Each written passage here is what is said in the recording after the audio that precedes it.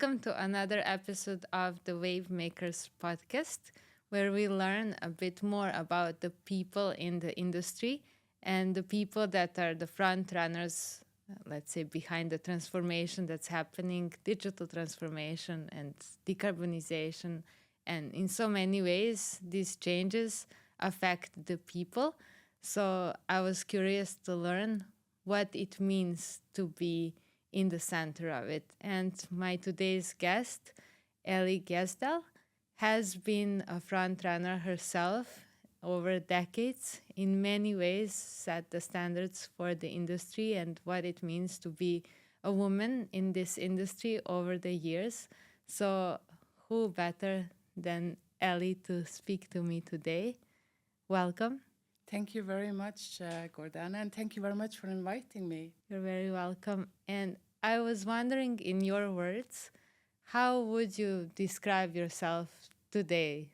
Who are you in the context of maritime industry? Who am I?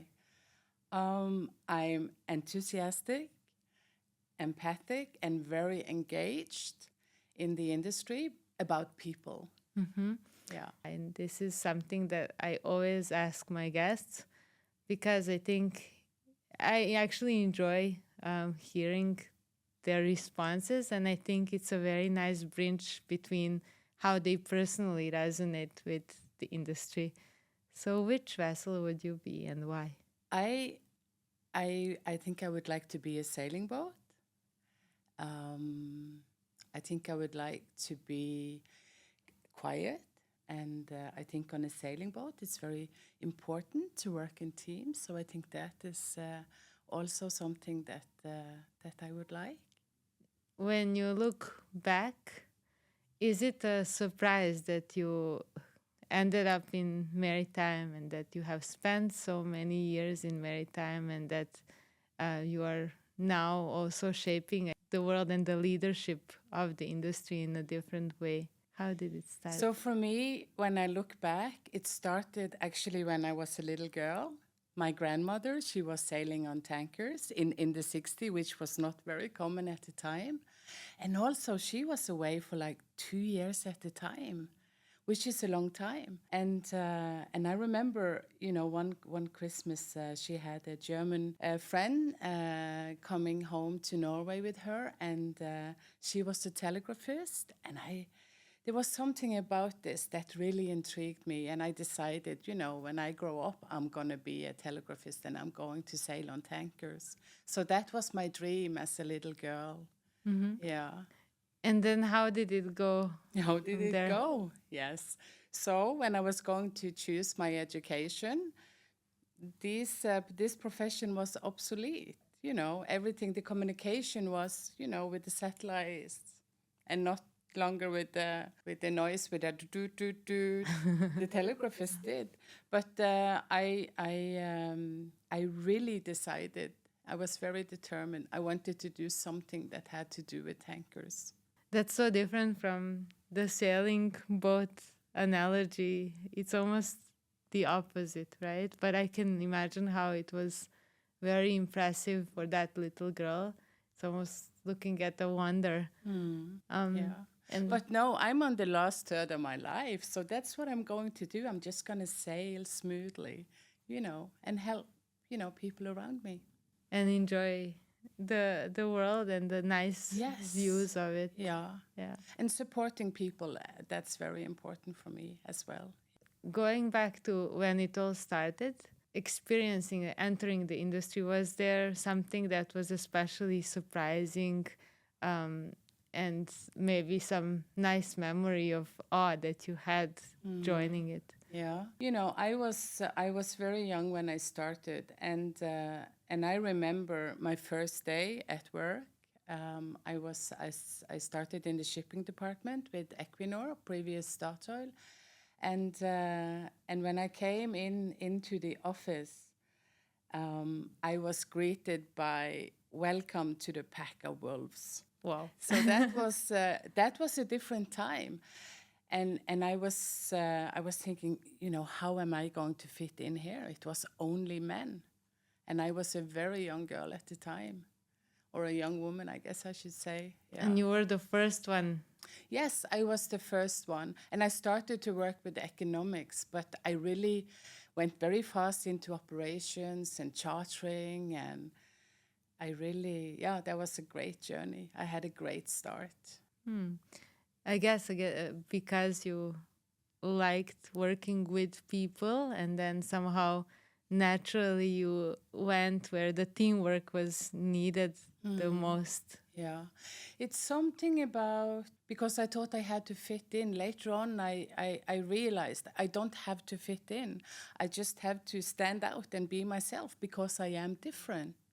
But what I realized was that by the time I started to ask a lot of questions and being curious, they were all so pleased to sit down with me and make drawings and explain everything. And also when I was entering on board the ships, you know, the tours I had and all the explanations down in the big engine. And yeah.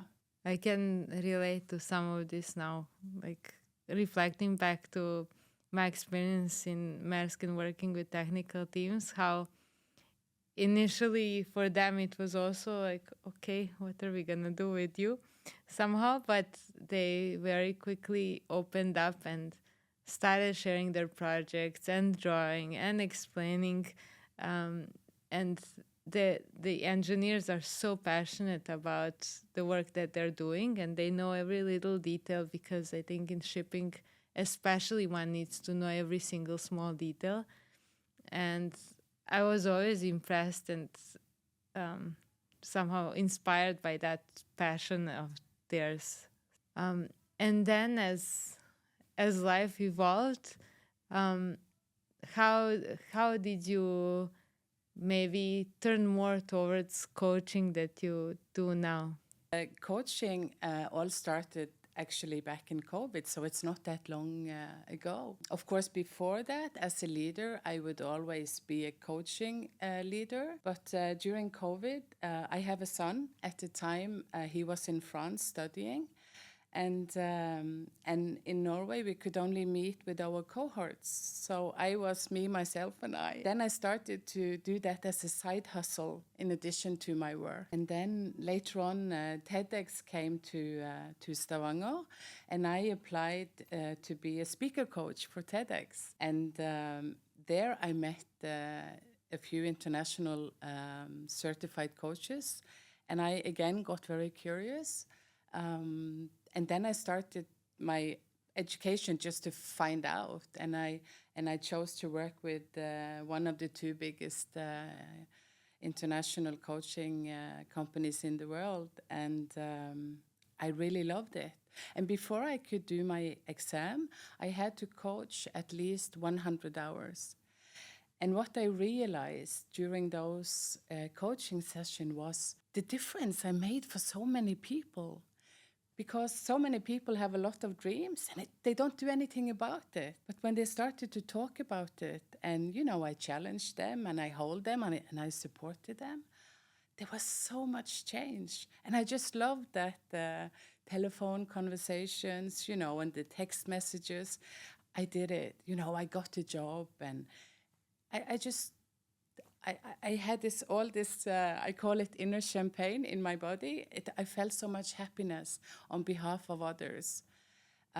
So when I did my certification, I decided this is what I'm going to do for the rest of my life. Wow. But I can imagine also what it meant to those people, because it's almost you were that window to themselves. I think people do things and because they have a vision that that's what they want to do, and maybe they get caught up in day-to-day tasks and maybe not observe themselves as they evolve.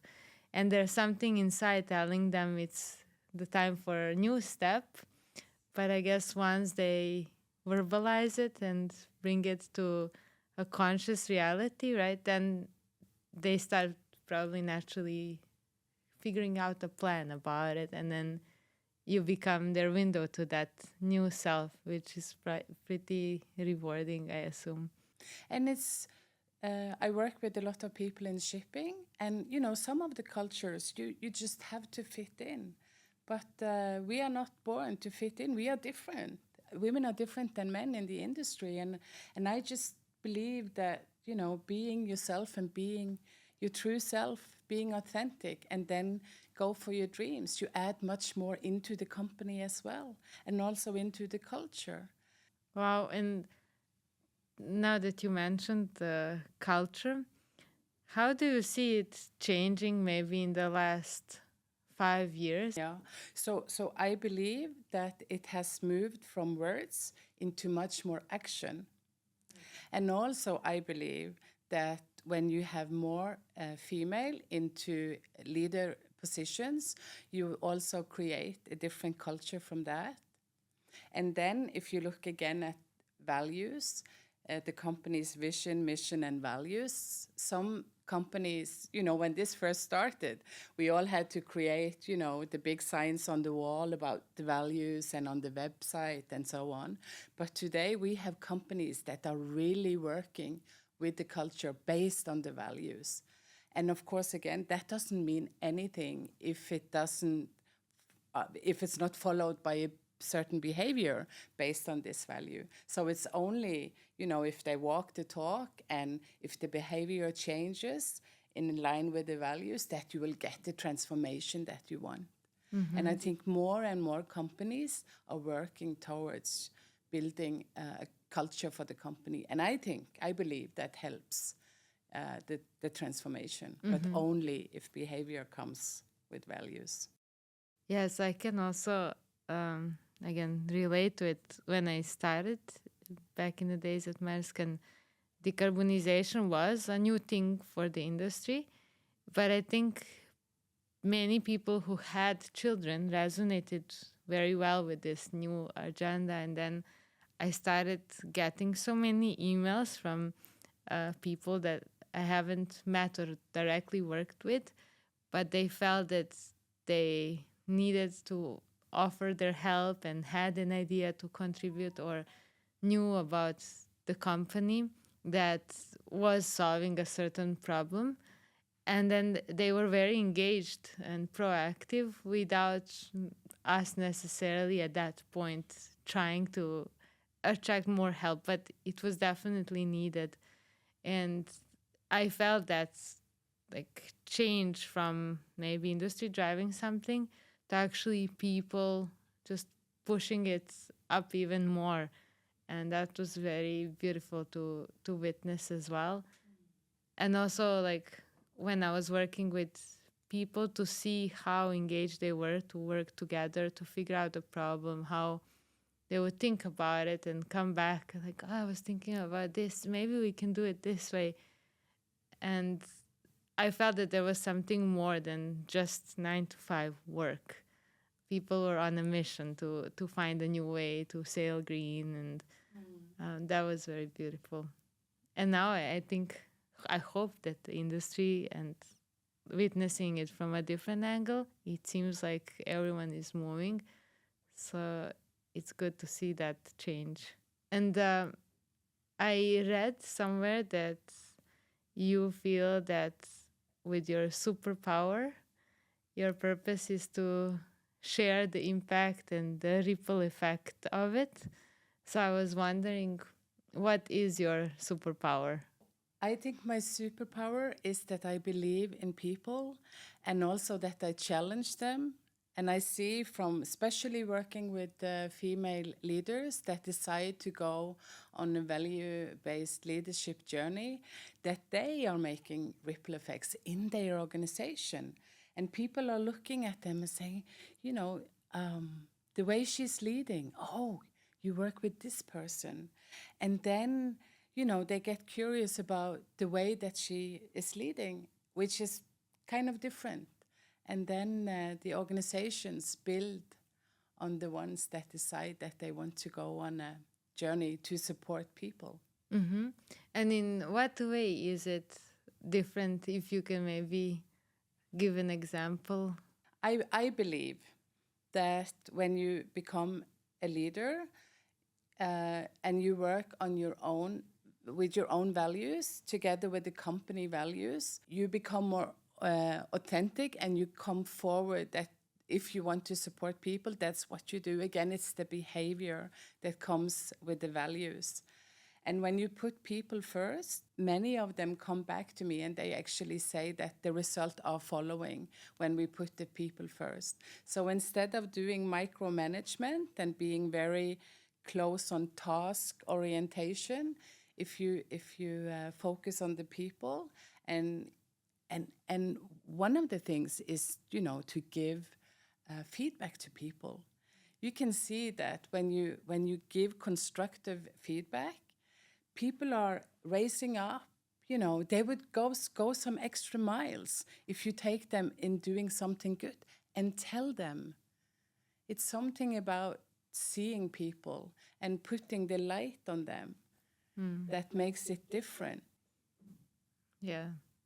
I believe, yes. Thinking of it now, like, do you think that is the recipe also for women going into the industry, right? Like, does it take a little bit of resilience to try to find your path initially and to find yourself in that industry by being yourself? There are quite a few things into it, but this is also about men accepting women as equals, right? And it's also about women stepping up, because we have very intelligent, hardworking women that are good leaders. But it's to take the next step. Can I do it? And I have this reference to Lasse Kristoffersen. He's the CEO with Wallenius Wilhelmsen. And he received the first male leadership award from Vista in Norway.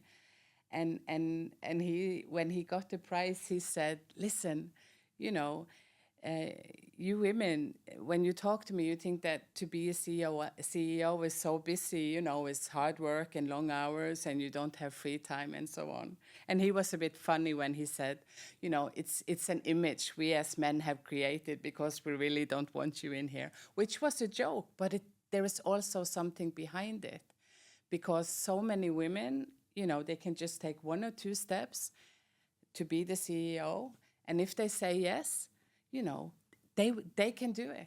They can do it. Sometimes with a little bit of support, and that's okay. Reflecting back onto, at some point, also being a leader of a team, I think we tend to also take a lot onto ourselves to compensate for maybe what we think is the ownership of that position.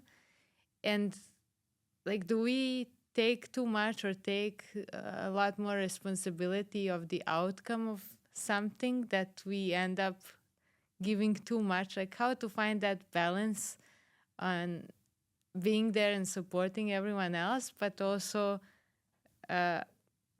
preserving some of our time or some of our energy to recharge and keep it going. I think it's very individual, but I believe that in putting some of ourselves into these relationships, because it is a relationship, it's not a one-way street. But my experience is that when I care about people, when I put some extra time into supporting people, it's good for them and it's good for the team and the organization. And also, they bring it forward. They see that, to care is actually something that is valuable, and again, it creates the ripple effects. Yeah, so that also brings back to you the energy. Yeah. It is quite interesting, because that's something that I remember my manager telling me once I got promoted, and he told me, like, this is the step where you need to be careful in a sense of learning how much to give and how much you do and how much you manage. And at that time, I maybe didn't think, I took his feedback, but maybe I didn't understand fully what it meant. And then with time, I did. And still reflecting back onto it, I wonder if there was a better way to do it. And if there was a better way to support others and to also drive this change, because one also needs time to reflect and think how to inspire, maybe change the methods. But I believe that being authentic and being me and you being you, we will find out because we are different. I remember I've been on quite a lot of changes, and I remember one time, we were going to have to let people go of the company, and my managers or my leaders said, I would like you to set up a conference call, a video conference with this group in this city, and share about the decisions. And I said, there is no way. Give me a little bit of time, because I was a single mother, so I had to place my son with my mother and get an airfare. And I wanted to be in that room, sharing that with those people, because I believe that is a big difference. And again, we could see later on that it was a big difference, because even if people at the time maybe raise up from the chair and leave the room, they will come back and they will have someone to talk to. Because when a decision is made to let people off, it will happen. So from there on, it's how you do it. That's the most important thing for the people involved. Mm-hmm. Yeah, I can only imagine how it was for you, even being in that room or delivering the message. And it's a mix of people's reactions, and for some, a lot of things are at stake, right? So being that and feeling the energies, but as you mentioned, being there with compassion. Yes. So that they also know that even in that, let's say, bad outcome for that at the moment, they're not alone, and maybe there will be doors open in some time. And it's also about empathy, right? Because one of these women, she had sons, the same age as my son. So I can really relate to what's going to happen, So it's about people seeing people, and it's about the relations. How did the industry change you, maybe, over time? I love that you asked that question, because again, going back to, when I first started and was greeted, welcome to the pack of wolves, I was blushing. I was shy. And after 2-3 years, one of my colleagues said, what happened to this shy girl that would blush? But she then had become, a part of, the team and the company and so on. So, I think it's something, you grow into it. But I think it's important that we still keep being ourselves. As I mentioned, you're not born to fit in, we are different, so we should stand out. But still, I think I learned from my colleagues, and I took hopefully the best parts of them with me. Yeah. And how do you now recharge? Like, do you have that silent moment and the shy girl still somewhere within that you nurture? So my recharge, I love hiking. So I've done a lot of hiking over quite a few years. I love skiing. And a few years ago, I also started to do the cold swimming in the Norwegian Sea all year around. So that's my way of recharging. That's actually a reset when you go into that cold ocean. That's something that I haven't mastered when I was living in Denmark. I did, but still it wasn't a winter bath. I think I didn't graduate to that level, and I really admire so many of you who actually do it regularly. But I hear that it's like a moment of silence, and then later, I guess, the chemicals that the body produces prepare us to see calmness in everything else around us, and it gives apparently a lot of joy in the winter times, the dark times. Absolutely, yeah. And it's for me, it's also about the reset. Sometimes when your computer doesn't work, the IT support would say, "Did you unplug and plug in?" And it works. A few times I've actually gone on purpose to go into ice water just to reset, my chaotic brain or body. And it works. It's so interesting. And do you think that now that you mentioned the chaotic, but I think that's just so many sources of inspiration that come knocking. And do you think that it takes such a personality as well, like in order to connect with so many different people, that actually these different sources of inspiration that are all asking for attention are actually, when we work with people, connected to them? So there is a lot into this, Gordana, a lot into this. Because I realized that after I founded my own company, and one of my values is freedom, so I can choose when I work and so on. I do a lot of, gratitude journaling. I do a lot of journaling in general. And I love to go swimming and just, view the horizon, either by the sea or on the mountains. It gives me a special energy.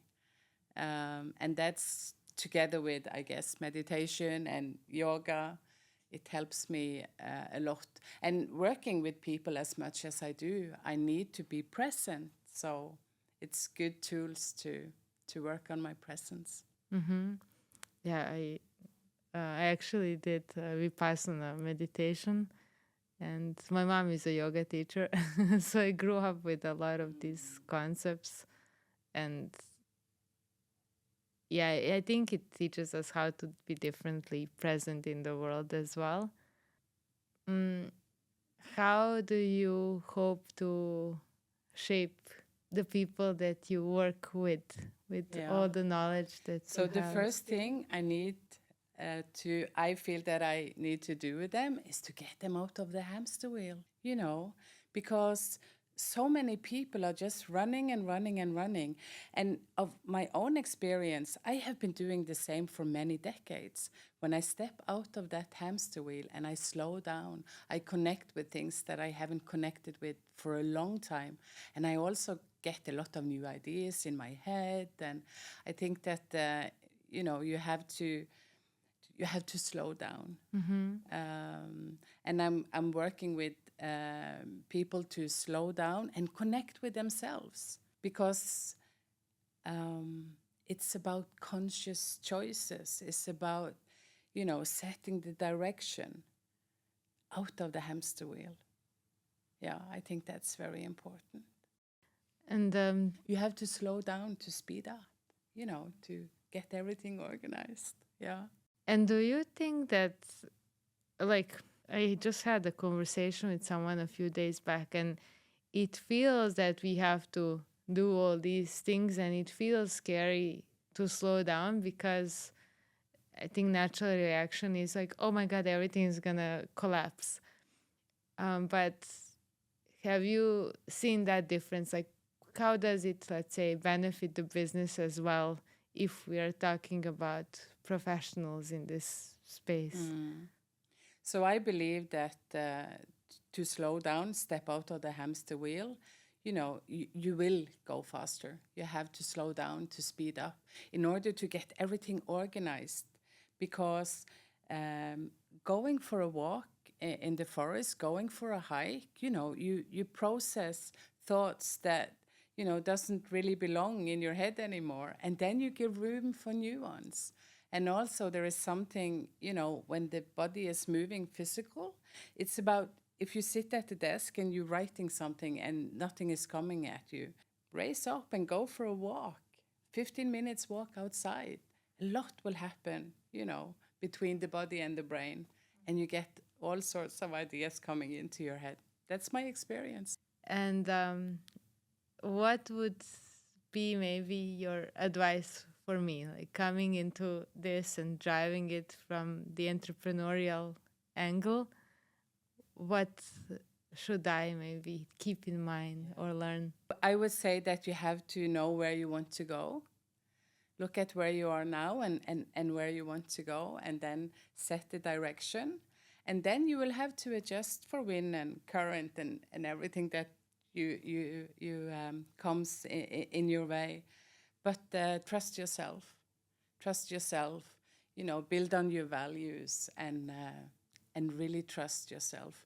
And again, talk to people that can support you and be curious. And would you advise me to make decisions out of intuition? I believe in intuition. I do.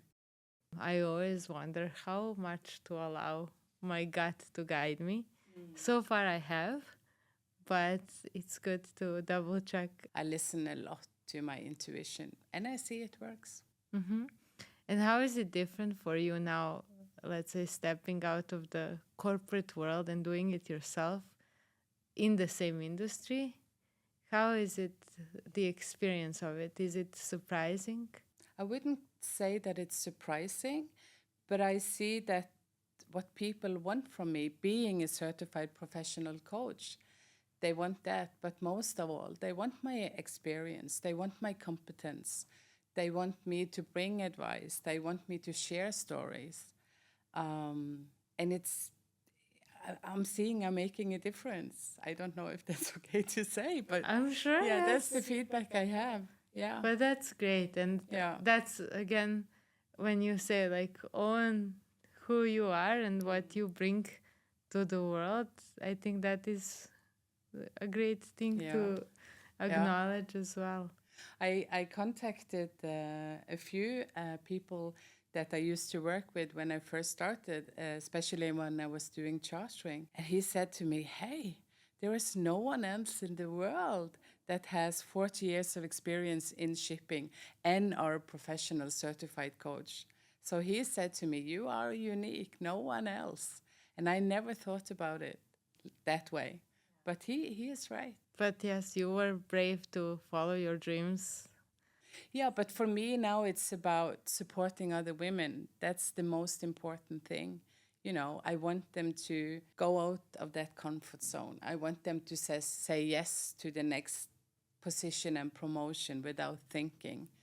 And I will support them, definitely. And more companies are actually investing in individuals, supporting especially women to take next steps. And do you think that women maybe should ask more for things that they want? Do you think they do it enough in their work?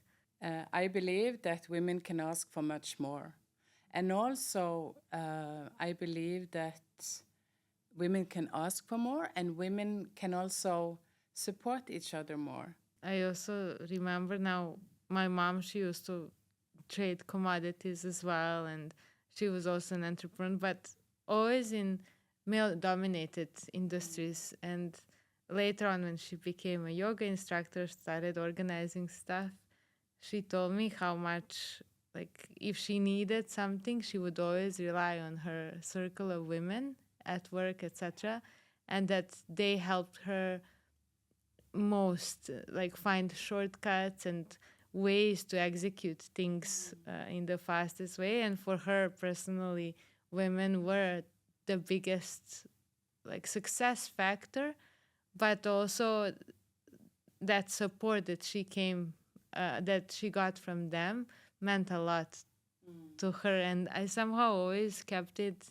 in mind, again, trying to work and support others. But also for me, it's usually a default setup in my brain, and sometimes it goes well, sometimes it doesn't. But I also want to believe that we're building that kind of a world. I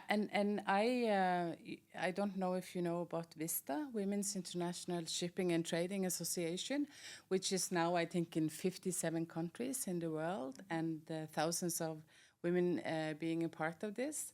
So when I first started in shipping, so when there was a conference or an event going on, it would be the men that would travel.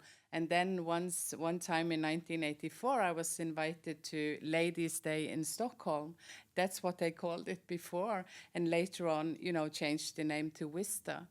And And I attended that in 94. And then I also organized and is a co-founder of Vista Norway. Back in 1987, we had our first international conference in Norway. And for me, taking that step, for me being the first president of Vista Norway was a huge step.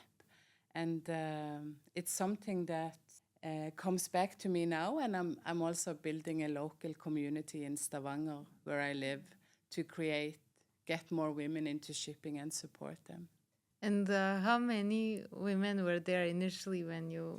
Yeah, so in 1987, 121 attendees from 15 countries. But today it's 57 countries and thousands of women. So today it's a huge organization. I got the chills when you said that. So this year, the international conference will be in Cyprus in October, and it's a 50-year celebration because it first started with females having lunches in London long before, I started in 87. And now here we are. Yes. Maybe then with that message and the invitation to women maybe to join Vista as well, and to also speak to you for the coaching services or any other message that you have. Maybe we can conclude the session. And I also like to give you the opportunity to ask me anything if you wish, because usually it's decided, so I do want to share the opportunity that you also be an interviewer. Thank you for that. So I'm very curious about your superpower related to your new journey. My superpower, I think, is connecting. I think I'm a great connector and I'm very resourceful. Usually, even if I don't have enough details, when people tell me I need something, I get it very quickly, or I know someone who knows the person. And even in this entrepreneurial role, that comes very handy, because whoever from the team is like, hey, but we would need someone, do you know someone? It's a very quick way to get it. And that's also what I enjoy a lot. I also enjoy working with people and kind of seeing them work on a project together, create a whole. And that's very rewarding when you're a startup, serving people or working with teams and shaping that. I think that's why I enjoy this journey. It kind of reminds me of that every day, and it keeps giving. And it is sometimes stressful because you don't know the outcomes, but the journey is just so rewarding. And thank you so much. Thank you, and thank you for sharing. And I'm looking forward to following you on your journey.